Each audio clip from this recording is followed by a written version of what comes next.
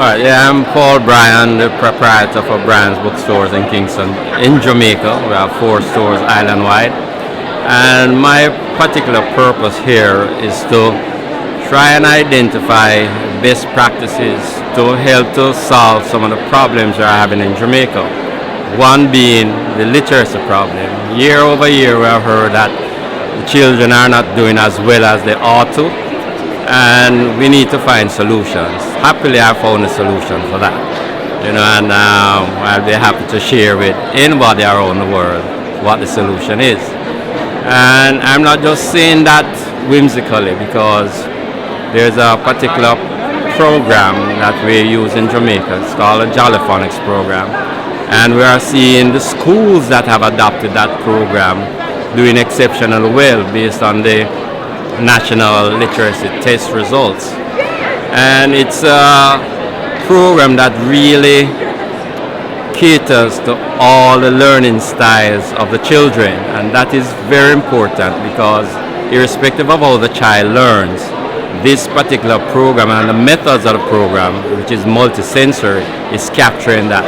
And we know the importance of the children being literate because it helps in all the other subjects, and the content area. So the child doing math won't be struggling with math because they can't read the question.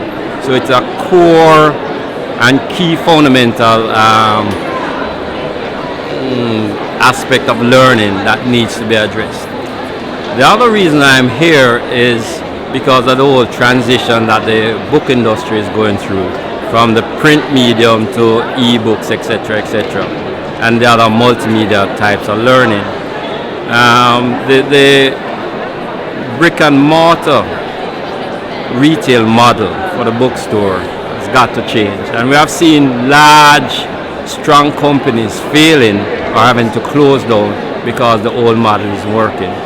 With the advent of Amazon, who is the major ebook seller worldwide, and others going in that direction, we find that we have to find a way in Jamaica and in all countries how we can transition into that area.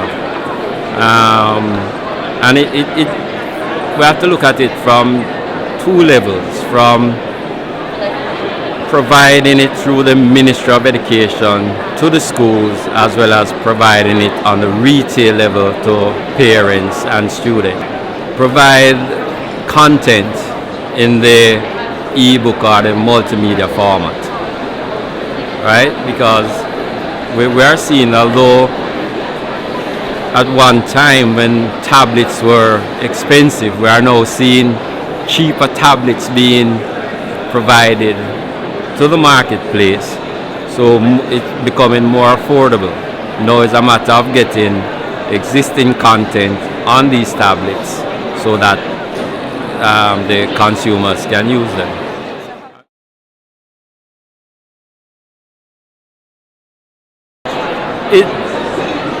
It's gonna be on a phase basis, and I say that because you find the need is more immediate at the tertiary level right now. The college students, they tend to be the greater users of the internet and have a greater requirement for ebooks. And so we need to find a way to not get extinct in that market, but how to be a player in providing these materials. And then we go down to the secondary and then to the primary level. But we can't wait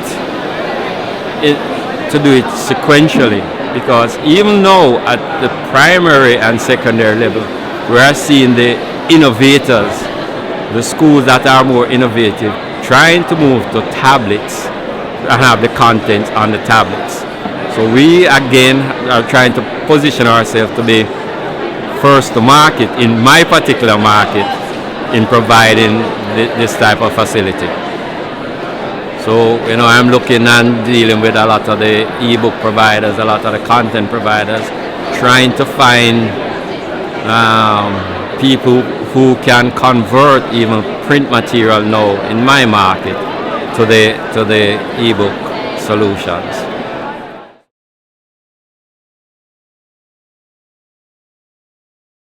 I haven't been here for about 2 or 3 years, but what I've noticed is that a lot of there's a large growth area in terms of ebook publishing, ebook solutions, and a lot of traditional publishers that used to be here I'm not seeing, and those who used to have grand displays are now smaller. So it tells me that there's a transition that's happening, that if you don't recognize and react, you're going to be left behind, and maybe you're going to have to close your doors. And then there are other things that we need to look at.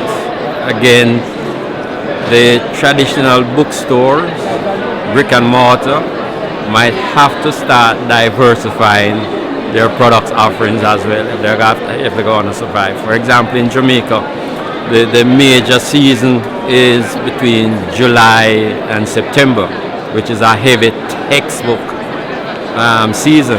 And after that, the traditional booksellers who just sell books, it's a struggle to survive for the rest of the year. We'll have to find ways and means and other products to diversify just to keep us going to survive.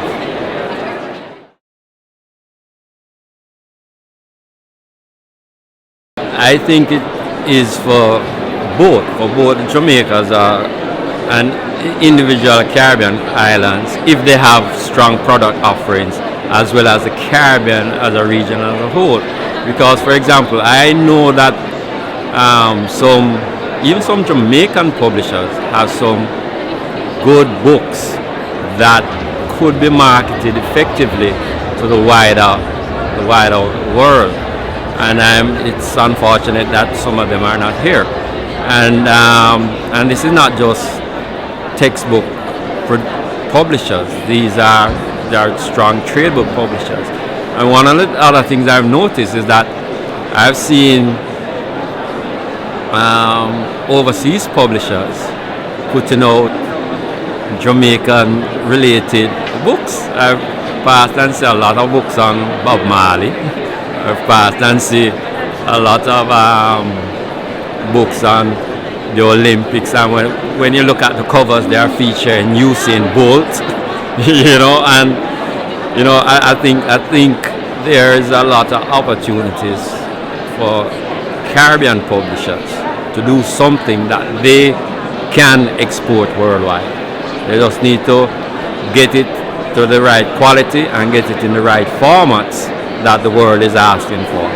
And they should be able to do it. Because the Caribbean is unique, we have some unique, there's just some unique and good things about us.